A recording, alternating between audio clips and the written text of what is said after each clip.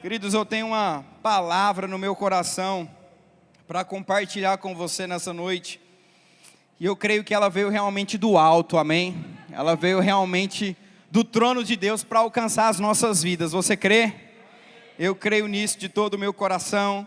E a mensagem que Deus colocou no meu coração, queridos, para liberar sobre a sua vida nessa noite, ela se chama O Propósito Além do Acaso. O propósito além do acaso. Eu sei que você já deve ter se deparado com essa frase: foi por acaso, ou foi por coincidência, ou foi sorte. Sabe, queridos, que quando nós vemos a nossa Bíblia, lemos a nossa Bíblia e vemos as Escrituras, vemos que muitas das coisas que acontecem na nossa vida, elas não são por acaso, elas não são por acidente, mas elas foram projetadas de forma bem intencional.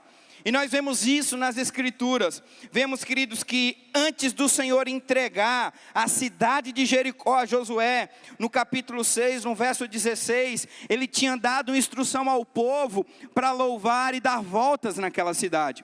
Vemos que antes do Senhor entregar o exército dos midianitas a Gideão, no verso 7 do capítulo 22, Ele falou a Gideão e fez uma seleção de homens, restando apenas 300 homens para lutar contra aquele exército.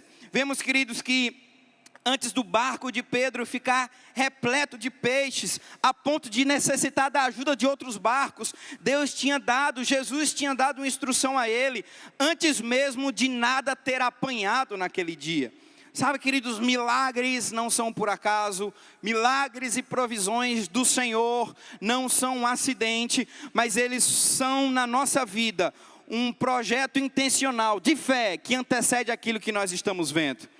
Às vezes as pessoas podem olhar para você: mas foi sorte, foi um acidente, foi por acaso. Não, queridos, é fruto da tua fidelidade ao Senhor, é fruto da tua busca no secreto, é fruto da tua fidelidade à palavra e aquilo que Ele tem liberado sobre a sua vida, mesmo quando ninguém está vendo, mesmo quando ninguém está enxergando, mas a tua fidelidade à palavra, ela ativa a provisão de Deus, ela ativa o milagre do Senhor. E talvez quem está passando do lado de fora possa olhar e dizer: foi por acaso, foi um acidente. Mas não, querido, o propósito do Senhor, Ele não vem por acaso, mas é uma atitude intencional da nossa parte em ser fiel e temente aquilo que Ele tem liberado sobre as nossas vidas, amém?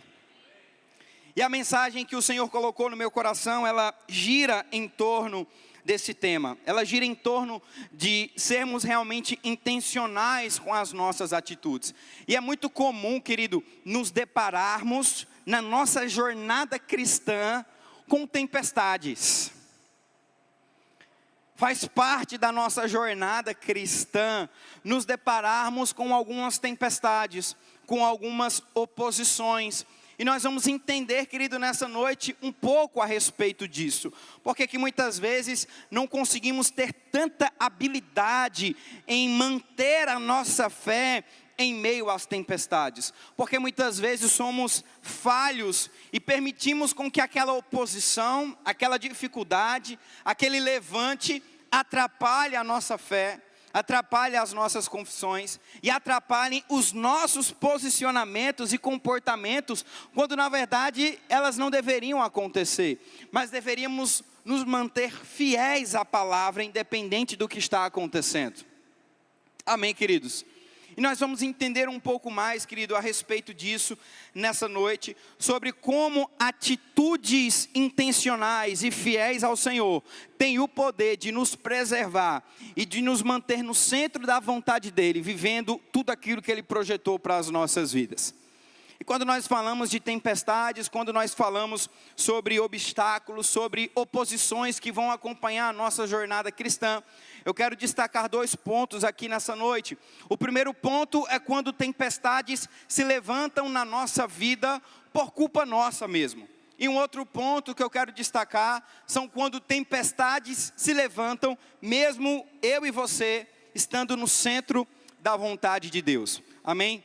E eu quero ver com você essas verdades na palavra, começando pelas tempestades que muitas vezes se levantam na nossa vida por culpa nossa mesmo. Vamos falar um pouco agora sobre Jonas. uma história muito comum no departamento infantil. Se você perguntar ao seu filho, que está lá no departamento infantil, provavelmente ele vai saber contar para você essa história. Mas além de ser uma instrução para as crianças da nossa igreja, é uma instrução bíblica. E nós aprendemos algumas coisas na vida desse homem, desse profeta do Senhor. E eu queria que você fosse comigo para o livro de Jonas, amém? Jonas, a partir do capítulo 1, se você puder abrir comigo aí. Se você for para o último livro do Antigo Testamento, que é Malaquias, vai ficar mais fácil de você encontrar Jonas. Aí você vai voltar a alguns livros, você vai voltar Malaquias, Zacarias, Ageu, Sofonias, Abacuque, Naum, Miqueias, e aí você vai chegar no livro de Jonas. Enquanto você vai abrindo em Jonas no capítulo 1, para você que nos visita pela primeira vez aqui hoje presencial, é uma grande honra e satisfação receber você na nossa igreja. Se você não congrega em lugar nenhum, eu tenho certeza que aqui é um bom lugar para você congregar. Mas se porventura você já frequenta alguma igreja, já é membro de algum lugar, leva a graça e a paz do Senhor ao teu pastor, aqui do pastor Guilherme, da igreja Verbo da Vida, amém? Para você também que nos acompanha aí de forma online, no nosso culto, eu quero desejar para você também boas-vindas. Assim como você está sendo alcançado nessa noite, compartilhe esse culto com outras pessoas. Logo abaixo dessa live vai ter uma setinha escrita compartilhar. E aí, quando você clicar nessa seta, vai aparecer as principais plataformas digitais para você. E aí você encaminha para essa pessoa no YouTube, no Facebook, no Instagram, no WhatsApp, seja onde você quiser, para que assim como você, outras pessoas também sejam alcançadas. Jonas, capítulo 1, no verso 1, na versão NVI, a Bíblia diz assim: a palavra do Senhor veio a Jonas, filho de Amitai, com esta ordem: vá depressa à grande cidade de Nínive e pregue contra ela, porque a sua maldade subiu até a minha presença. Jonas, porém, fugiu da presença do Senhor, dirigindo-se para Tarsis. Desceu à cidade de Jope, onde encontrou um navio que se destinava àquele porto. Depois de pagar a passagem, embarcou rumo a Tarsis para fugir do Senhor. O primeiro ponto que nós vamos ver nessa noite, queridos, são tempestades que se levantam por não cumprirmos o mandamento do Senhor, por não obedecermos à instrução de Deus na nossa vida. A gente vê aqui de forma muito clara que Jonas, ele não vai a princípio para Nínive, que é a cidade que o Senhor instrui ele ir. E qual foi a motivação, pastor, dele não ter ido? A Bíblia não deixa clara, mas de forma bem explícita, nós vemos que talvez o primeiro motivo aqui, na qual ele não obedeceu à instrução de Deus, talvez tivesse sido medo. No capítulo 3, do verso 9 de Jonas, você vai ver que uma das iniquidades do povo de Nínive era a agressividade. E a mensagem que Deus dá a Jonas como profeta para liberar sobre aquele povo, não é uma mensagem pacífica, não é uma mensagem de consolo. Vinde a mim, vós que estáis cansados, e eu vos aliviarei. Se disserdes a esse monte, ergue-te e lança-te no mar, não duvidar no seu coração, mas crê que se fará o que diz, assim será feito. Ou você pode todas as coisas em Cristo que te fortalece, povo de Nínive. Não era nesse sentido a mensagem que Deus queria que Jonas liberasse sobre Nínive, mas era uma mensagem de exortação, era uma mensagem de confronto, era uma mensagem de arrependam-se, mudem as suas atitudes, o pecado domina vocês, parem com isso. E quando o seu coração, ele não está receptível para receber uma palavra do Senhor, mas ele está cheio de amargura, qualquer coisa vinda de qualquer outra pessoa se torna uma ofensa. E a Bíblia fala no verso 9 do capítulo 3, que uma das maldades daquele povo era a agressividade. Talvez o medo do profeta Jonas em liberar uma palavra tão dura, fizesse ele fugir. Mas o fato aqui não era o que fez ele fugir, mas a desobediência dele não ter ido a princípio. E a consequência que isso gerou na vida dele. Nós vamos ver que um grande peixe engole ele, e durante 3 dias e 3 noites, como diz o verso 17, ele fica no ventre daquele peixe. E sabe, queridos, que nós precisamos entender que existem tempestades que se levantam na nossa vida. E pelo amor de Deus, eu não quero sair aqui em defesa do diabo, mas não é culpa dele em determinados momentos. Não saindo em defesa dele, mas é culpa nossa mesmo. Porque nós estamos fazendo a coisa errada, no lugar errado e num tempo fora da vontade de Deus. E Deus não tem nada a ver com isso. Talvez Satanás também não tem nada a ver com isso. E parte de nós mesmos a culpa de estarmos vivendo aquilo. Salomão, cheio de sabedoria, querido, escreve no livro de Provérbios, no capítulo 19, no verso 3, na versão Nova Bíblia Viva: o homem tolo estraga a sua própria vida e depois, revoltado, joga a culpa em Deus. E às vezes, querido, nós estamos assim. Estamos fazendo o que Deus não nos chamou para fazer, estamos fugindo da sua presença, estamos tomados por um desejo pessoal e decidimos seguir aquilo. E às vezes estamos tão cegos que as tempestades começam a vir na nossa vida, como veio na vida de Jonas. Continue lendo o texto em casa, você vai ver que uma grande tempestade vem naquele lugar. Ele fala para os homens quem ele é e que ele está fora da vontade de Deus. A Bíblia fala que os homens jogam ele fora do barco, a tempestade se acalma, mas um grande peixe engole ele, ele fica 3 dias naquele lugar, no ventre daquele peixe. E sabe, queridos, que muitas vezes problemas se levantam na nossa vida por culpa nossa mesmo, por decisões erradas da nossa parte, por não ouvir e escutar ao Senhor, seja de forma intencional, como foi Jonas. Jonas foi intencional em desobedecer, ele sabia o que tinha que ser feito, ele sabia para onde deveria ir, não foi, decidiu não ir, ou seja, de forma involuntária, seja sem saber, seja sem ser guiado pelo Espírito sem saber. Tempestades podem se levantar na nossa vida, e consequências vêm sobre nós por conta disso.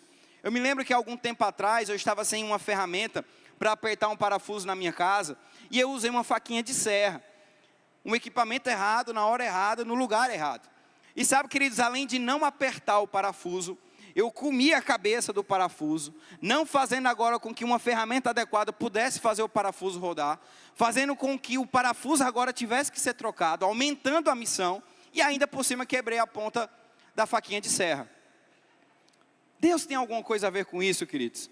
Não saindo em defesa de Satanás, mas Satanás tem alguma coisa com isso? Não, foi o demônio do parafuso torto, agora eu vou repreender, em nome do Senhor Jesus sair. Não, queridos, foi eu, minha tolice, minha falta de sabedoria, em usar uma ferramenta errada, no lugar errado, no equipamento errado, trazendo uma consequência ainda maior. E às vezes nós estamos como Salomão instruiu aqui em Provérbios, tolos,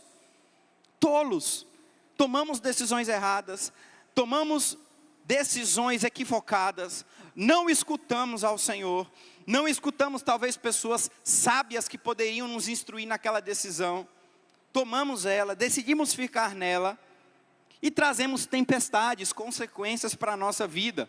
Ou você acha que ficar 3 dias na barriga de um peixe é uma consequência? Claro que é, queridos, não é uma consequência, claro que é.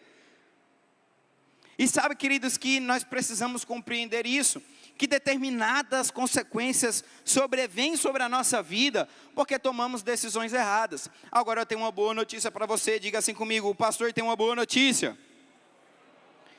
A Bíblia fala ainda nesse texto sobre o arrependimento, Jonas capítulo 2, verso 10. Então o Senhor ordenou ao peixe que vomitasse Jonas em terra firme, e assim aconteceu. Olha que coisa boa, queridos. Mas por que isso aconteceu? Porque a partir do capítulo 2, no verso 1, a Bíblia diz que depois de 3 dias e 3 noites, Jonas orou. No verso 1 a Bíblia diz que lá dentro do peixe, Jonas orou ao Senhor, o seu Deus.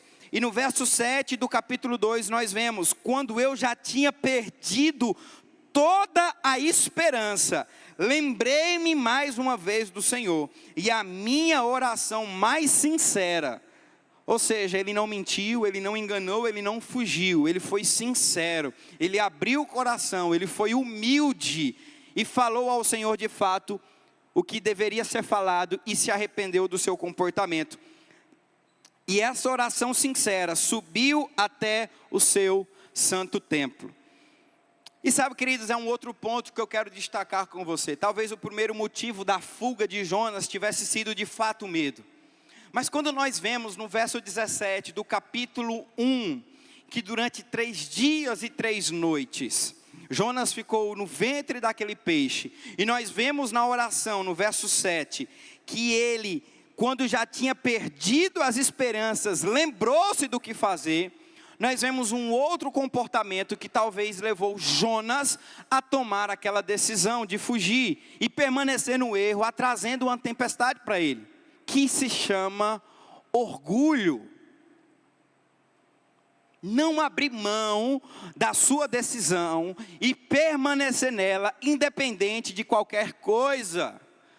Jonas sabia o que tinha que fazer, sabia para onde deveria ir e estava fugindo. E ficou na barriga do peixe 3 dias e 3 noites, enquanto não se arrependeu e foi humilde de coração para dizer sim ao que Deus tinha para a vida dele.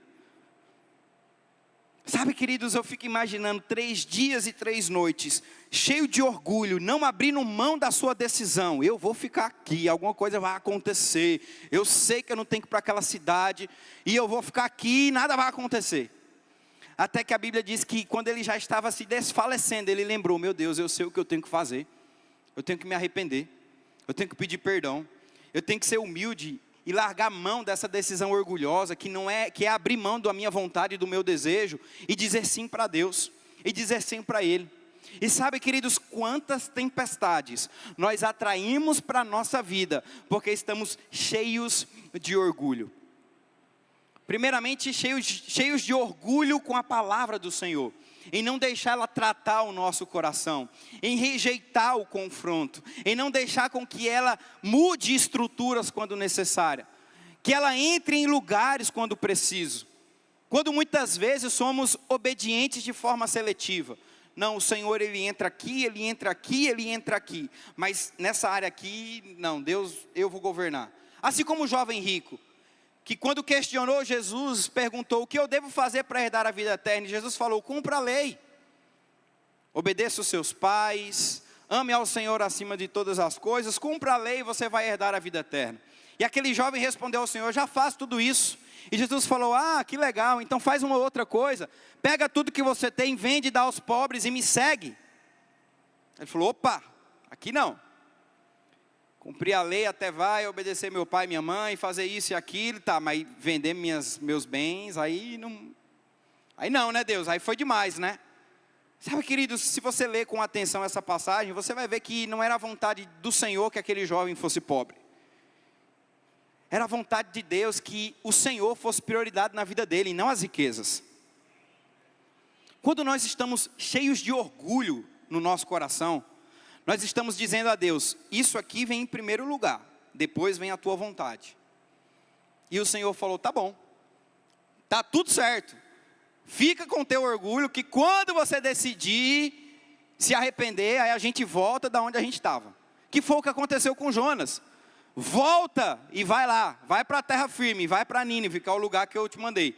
Depois que você cumprir isso, aí eu vou te liberando os outros comandos. Mas enquanto você não se arrepender, enquanto você não deixar esse orgulho em segundo plano, enquanto você não for humilde de coração, a gente continua aqui onde está, beleza?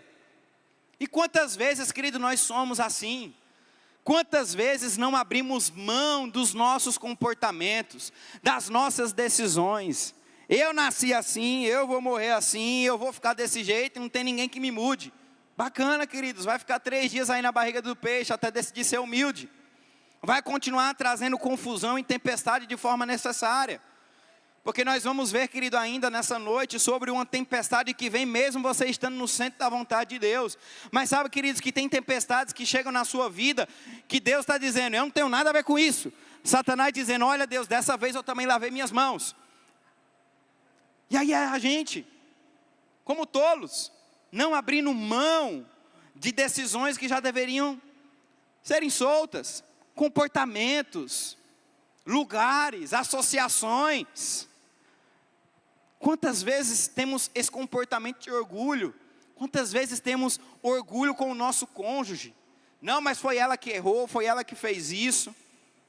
Meu irmão, leia a sua Bíblia. A Bíblia fala que você é uma só carne com ela. Mulher, você é uma só carne com ele. Vocês não estão em uma competição, é uma só carne. Se um perde, todos perdem. Se um ganha, todos ganham. E aí Satanás fica com esse joguinho. Não sei se é da época do pica-pau, mas eu sempre gosto de denominar essa confusão de espírito de pica-pau. Tem um episódio de um pica-pau que ele faz o marido e a mulher ficarem brigando, não sei se você lembra. Aí ele fica na janela ali só vendo, dá uma panela para outra, ela bate na cabeça do marido, dá uma panela para a mulher bate na cabeça do marido. E aí você está debaixo desse espírito de pica-pau, de confusão. Satanás dizendo, não, você que está certo. Não, agora você que está certo. Não, agora é do teu jeito. Não, agora é do seu jeito. E quem perde? Todos. Por conta de um comportamento orgulhoso. Quem estava perdendo? Jonas. Mas não só Jonas, mas todo o povo de Nínive, que precisava ser confrontado com a palavra que Deus deu a Jonas. Mas quem estava perdendo era Jonas, quem estava perdendo era o povo de Nínive, quem ia perder eram os homens daquele barco que não tinham nada a ver com a história se não jogassem ele dali. E aí um ecossistema do inferno vai corroendo a tua vida, as pessoas que estão ao teu redor. Por quê? Porque você muitas vezes está cheio de orgulho no seu coração. Deixa eu te falar uma coisa, querido, tem tempestades que elas vêm na nossa vida, porque estamos cheios desse sentimento. Mas deixa eu te dar uma boa notícia, se arrependa nessa noite. Seja humilde de coração nessa noite, e seja sincero ao Senhor, como Jonas fez. O verso 7 diz que ele fez uma oração sincera. Ele foi sincero com o Senhor e abriu o seu coração. E aí quando ele foi sincero e humilde, o Senhor pôde tratá-lo, tirar ele daquela situação e levar ele ao lugar que ele deveria estar. Quando você for sincero nessa noite, meu irmão, abrir o seu coração, eu me arrependo, Deus, eu peço perdão, eu deixei esse sentimento entrar no meu coração, mas eu me arrependo por não deixar a tua palavra entrar e governar a minha vida. Eu me arrependo por eu ter deixado esse sentimento ser gerado contra essa pessoa. Mas nessa noite eu me arrependo, queridos. O vento vai parar de soprar, as águas vão parar de balançar, e a boca do peixe vai abrir, e você vai ser jogado no lugar que Deus quer que você esteja. Agora, enquanto não tivermos esse comportamento, enquanto continuarmos a atrair tempestades desnecessárias, vamos deixar de viver o que Deus tem para a nossa vida. A Bíblia fala também, querido, sobre uma outra tempestade.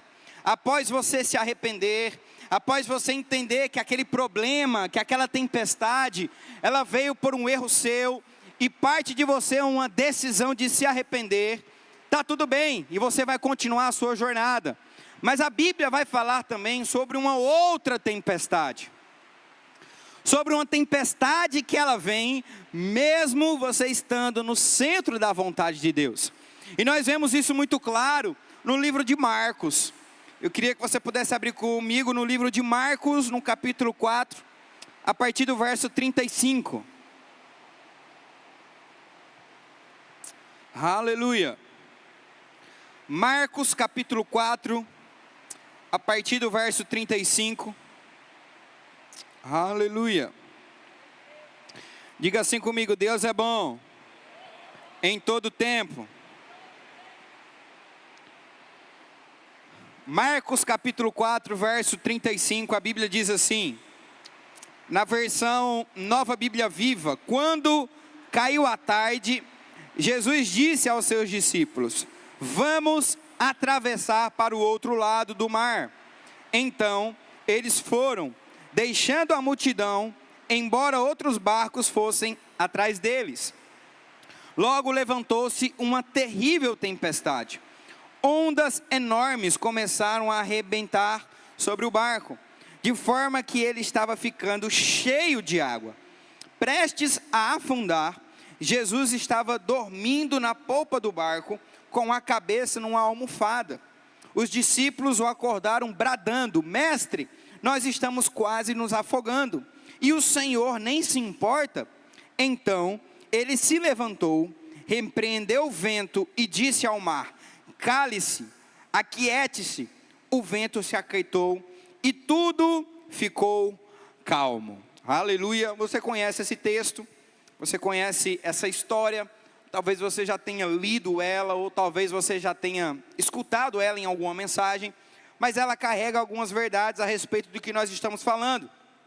E a primeira verdade, querido, que vamos ver nessa história, nessa passagem na vida de Jesus, é que de fato nós não podemos nos desesperar em meio a uma tempestade, mas nós temos que ter confiança de quem nos chamou.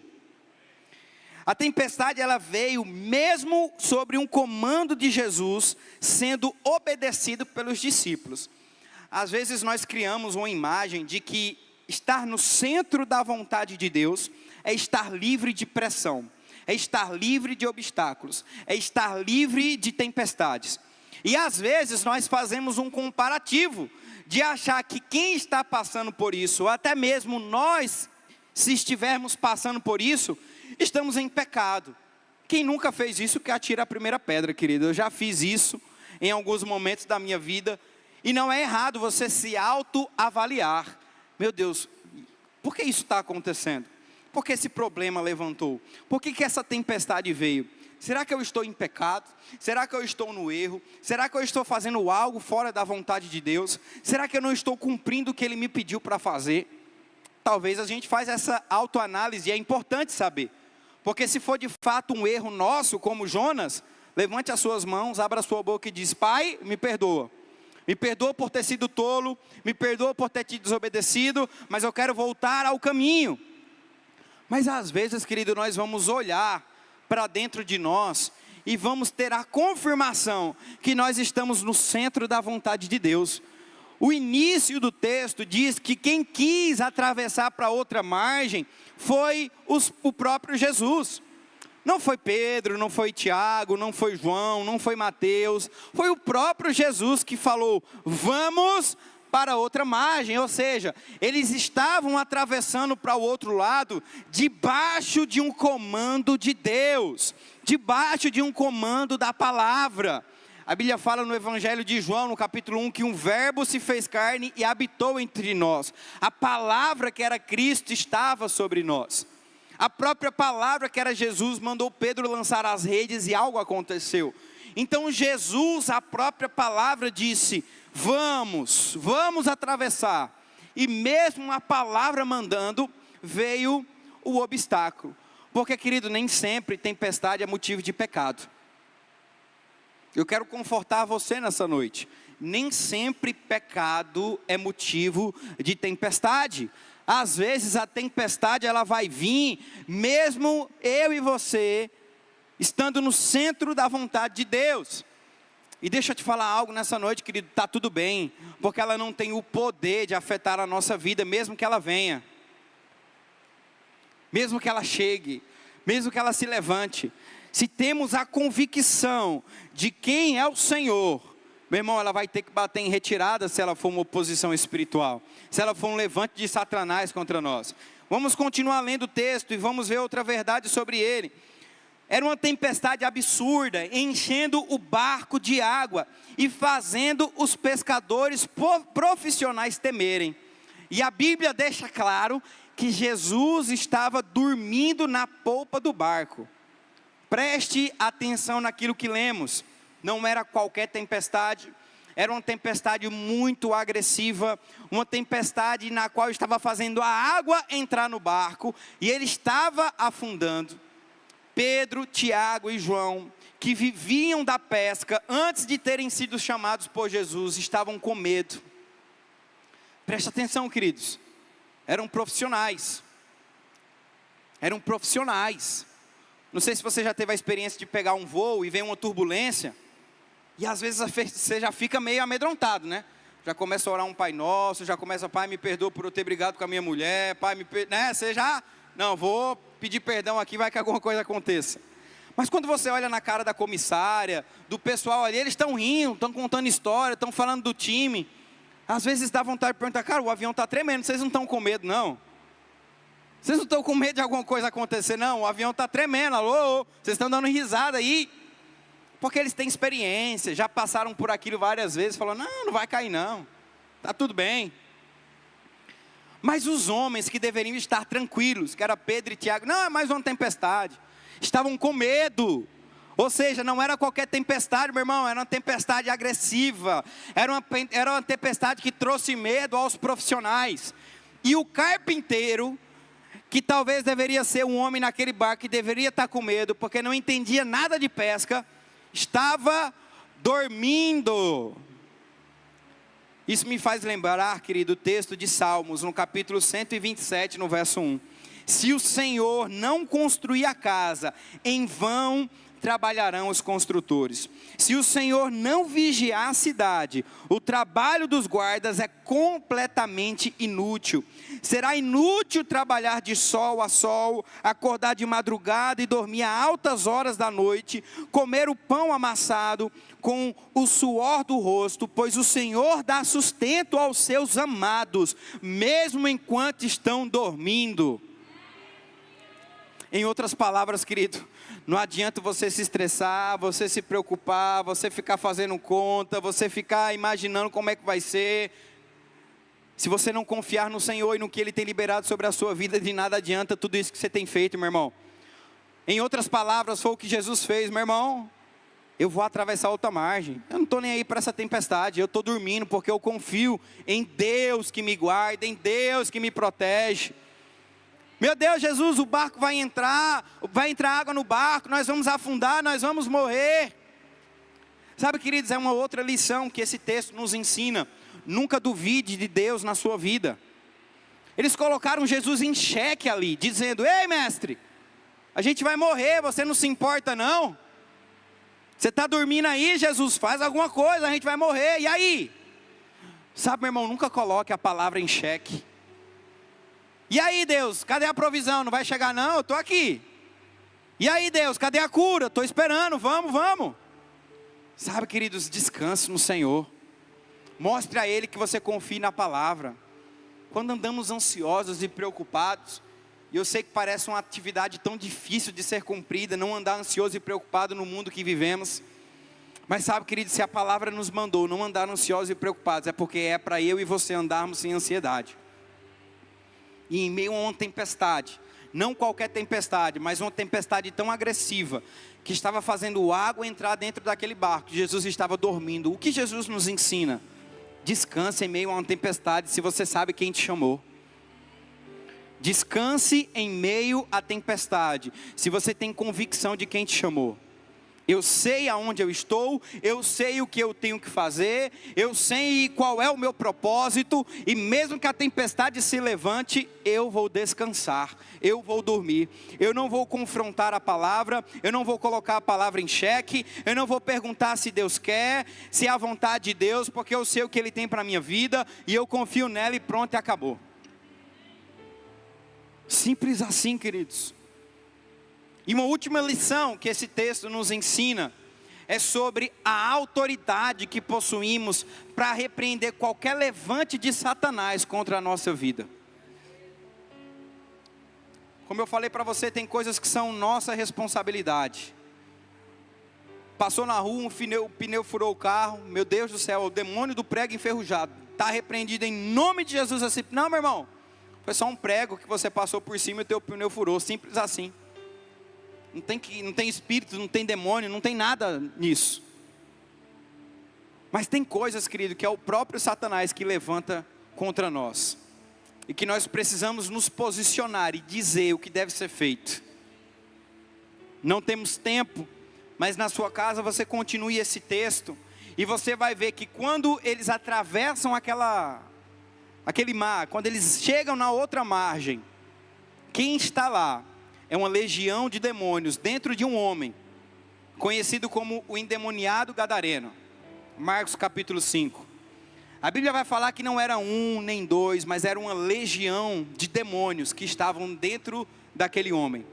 E a Bíblia diz que não existia correntes que pudessem prender aquele homem. E a Bíblia diz que Jesus expulsa toda aquela legião, e aquele homem fica são, a ponto das pessoas não o reconhecerem, de tão sóbrio e são que ele estava, sem aquela legião na sua vida. Quando nós estamos indo cumprir um propósito, vai se levantar oposições, meu irmão. Quando nós estamos indo direto ao propósito do Senhor, cumprir o que Ele nos chamou para fazer, vão se levantar tempestades vindas do inferno. E sabe o que eu e você devemos fazer? Sabe o que Jesus nos ensina, o que deve ser feito? Se levante com autoridade e repreenda o que precisa ser repreendido. Jesus falou: vento, se acalme, mar, pare, fique tudo no seu devido lugar. Eu repreendo agora essa tempestade que quer me impedir de chegar na outra margem. Está cessado agora. Ele exerceu a autoridade que ele tinha, queridos. Quero abrir um parênteses aqui, eu não estou falando sobre roubar a soberania de Deus da sua vida, não é isso que eu estou dizendo aqui nessa noite. Às vezes pegamos uma palavra e levamos ela para um outro extremo. Tem pessoas que pegam uma palavra como essa e levam para um extremo, e aí não permitem mais com que a soberania de Deus governe a sua vida, e agora você quer viver o que você acha que é melhor para você. Não, queridos, não é sobre isso, não é sobre isso que eu estou ensinando nessa noite. Existe uma soberania de Deus na nossa vida que precisa ser respeitada. Lembre que quando você abriu a sua boca e entregou a sua vida ao Senhor Jesus, você morreu para si e nasceu para Ele. E agora Ele é o Senhor da sua vida. E como Senhor da sua vida, é Ele quem te governa. E vão existir estações e determinadas etapas na nossa vida que só vão se cumprir no tempo dEle. Por mais que o Senhor tivesse liberado sobre Abraão que ele seria ser pai, aquilo aconteceu quase 20 anos depois. Por mais que Deus tivesse revelado a José a sua posição de autoridade no Egito, isso se cumpre quase 13 anos depois. Por mais que Samuel ungiu Davi como rei de Israel, ele não sentou no trono naquele exato momento, mas isso demorou quase 15 anos depois. Tem coisas, querido, que vão acontecer no tempo do Senhor. Mas tem coisas, querido, que precisa ser exercido autoridade na nossa vida. Você não toca, você não entra, você não mexe, você não tem lugar, Satanás. Se retire daqui. Jesus nos ensina sobre soberania, mas Ele também nos ensina sobre autoridade. Quando Jesus ele mostra a oração do Pai Nosso, Ele ensina a soberania de Deus na nossa vida. Quando Jesus está no Getsemane, em Mateus no capítulo 25, Ele ensina a soberania de Deus. Pai, seja feita a tua vontade e não a minha. Mas sabe, queridos, existem determinados momentos que a soberania de Deus deve falar mais alto. E o nosso ego e as nossas vontades ficam em segundo plano. Mas tem determinados momentos da nossa vida que Deus está dizendo: eu já fiz, já está feito, já foi resolvido, agora resolva você. Eu te dei autoridade para expulsar demônio, para fazer, para ir, para cumprir. Então eu já fiz, não é mais sobre a minha vontade, não é mais se eu quero, não é mais se eu permito, mas agora é sobre você se posicionar e dizer: aqui não. É sobre você se posicionar e dizer: aqui você não toca, aqui você não mexe, aqui você não entra. Isso é proteção divina, isso foi aguardado pelo Senhor. Eu exerço a minha autoridade sobre a minha casa, sobre as minhas finanças, sobre a minha família. E Satanás do inferno, aqui você não toca. Eu tenho a autoridade de Cristo Jesus e eu exerço ela sobre isso. E às vezes, querido, tem tempestades na nossa vida que só precisam ser liberados um comando, como Jesus liberou. Liberados um comando. Às vezes nós estamos lá com as nossas mãos levantadas: Pai, se for da tua vontade. Pai, quando você quiser. Pai, quando você permitir. E o Senhor já está dizendo: filho, eu já liberei, já está permitido, faça. Jesus não olha os seus discípulos e diz: olha quem está em pecado aí. É você, Pedro? É você, João? É você, Tiago? É Judas, né, que vai me trair? É por isso que essa tempestade veio. É porque vocês estão em pecado. Quem vai se arrepender primeiro aí? Senão a tempestade não vai. Não é isso que Jesus faz. Jesus cobra a autoridade. Ei, por que vocês não se posicionaram?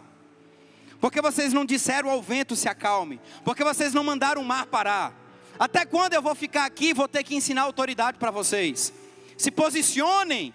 Vocês têm autoridade, eu já dei sobre vocês. Falem com o mar, falem com o vento. Não permita com que isso entre, mas se posicione. Vai ter que cessar, meu irmão.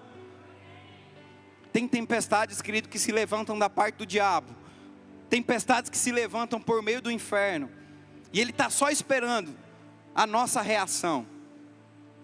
Sabe, queridos, que eu e você possamos nessa noite entender essas tempestades e dizer: aqui você não entra, aqui você não toca, aqui você não mexe. Na saúde você não toca, nas finanças você não toca, na provisão você não mexe. Satanás, você vai bater em retirada, você não vai entrar na minha casa. Assim como lá no Egito, o sangue do cordeiro não permitiu com que o anjo da morte matasse os primogênitos, assim vai ser na sua casa. Satanás, daqui para dentro você não entra. O daqui para fora, o que você quiser fazer, você faz, mas aqui você não entra. Na minha esposa, no meu marido, nos meus filhos, na minha empresa, no meu trabalho, nos meus negócios, na minha saúde, nas coisas da minha casa. Não vai quebrar copo, não vai quebrar prato, não vai quebrar mesa, tudo no lugar, não vai quebrar carro, tudo no seu devido lugar como Deus projetou. Eu dou uma ordem agora. Chega, meu irmão, do diabo levantar tempestades na sua vida e a gente ficar encolhido com medo, às vezes confrontando Jesus, a palavra. E aí? Eu vou morrer, você não vai fazer nada não. Eu fico imaginando Jesus, peraí, deixa eu fazer um negócio. Para vento e para mar. Os discípulos, meu Deus, quem é esse? Jesus falou, isso quem deveria ter feito era vocês. Até quando eu vou ficar aqui? Sabe, querido, Jesus está falando nessa noite através da minha vida. Até quando você vai permitir essa tempestade entrar na tua casa, na tua vida, na tua família? Se posicione hoje, dê uma voz de comando hoje, dê uma ordem hoje, coloque as coisas no lugar por meio da palavra, meu irmão. Tem autoridade disponível para mim, para você. Queria chamar os diáconos, já vamos ceiar ao Senhor. Aleluia, essa foi a palavra, querido, que o Senhor colocou no meu coração para liberar sobre a sua vida. Nós estamos muito próximos, queridos, daquilo que o Senhor tem para liberar sobre as nossas vidas. Estamos sobre um ambiente profético nesses últimos meses na nossa igreja. E Satanás do inferno nenhum, querido, vai mexer com as suas emoções, vai mexer com aquilo que é seu. Aquilo que Deus te deu ninguém toca, aquilo que Deus te entregou ninguém mexe. Aquilo que é seu, querido, te pertence e exerça a autoridade. Quando é tempo de ter a soberania de Deus na sua vida, descanse. Não ande ansioso e preocupado. Ah, pastor, mas ainda não aconteceu, ainda não chegou. Avalie o seu coração, converse com o seu pai, e ele vai responder, ainda não é o tempo, ainda não é a hora. Continue descansando, continue declarando, e respeite a soberania de Deus. Mas sabe, queridos, tem momentos que você vai ter que se levantar como um leão. Como um leão, e se posicionar diante de determinadas coisas. O diabo não pode entrar e mexer aonde tem que ser mexido. O irmão Rega conta uma experiência como essa. Eu não vou me recordar agora se é no livro O Nome do Senhor, O Nome de Jesus, ou se é no livro Como Ser Dirigido pelo Espírito. É um desses dois livros. Mas ele conta uma experiência que ele teve com o Senhor, uma visão, e o próprio Deus estava falando com ele, o próprio Jesus estava conversando com ele naquela visão. E ele conta que Satanás estava ali como uma espécie de um demônio, e ele falava, e ele atrapalhava o que Jesus estava dizendo. E ele conta naquela visão que Jesus continuou falando, mas ele não conseguia escutar o que Jesus estava dizendo, porque Satanás, como um demônio, estava atrapalhando a voz do Senhor Jesus. E dentro dele eles perguntavam, mas Jesus não vai fazer nada, está vendo ele aqui atrapalhando a nossa conversa? Até que ele não consegue mais compreender o que Jesus está dizendo, e fala para Jesus, mestre, eu não consigo entender o que você está falando, você não vê que aquele demônio nos atrapalha? E Jesus fala para ele nessa visão e diz, ei, eu já te dei a autoridade, faça algo você. Eu já te entreguei a autoridade, Reagan, faça algo você. E ele diz que naquele momento, ele olha para o demônio e fala, eu te repreendo deste lugar agora, no nome do Senhor Jesus. E ele conta que na visão, o demônio vai embora. E ele acorda. E ele entende que aquela era uma revelação do próprio Deus, para ensinar ao corpo de Cristo a autoridade que eu e você temos no nome do Senhor Jesus. Que não é mais tempo, querido, de perder coisas porque Satanás entra e reina, mas é tempo de usufruirmos de algo maior, porque temos autoridade em Cristo Jesus. Você pode dar um glória a Deus? O livro de Lucas, no capítulo 22, no verso 19, a Bíblia vai falar sobre a ceia do Senhor.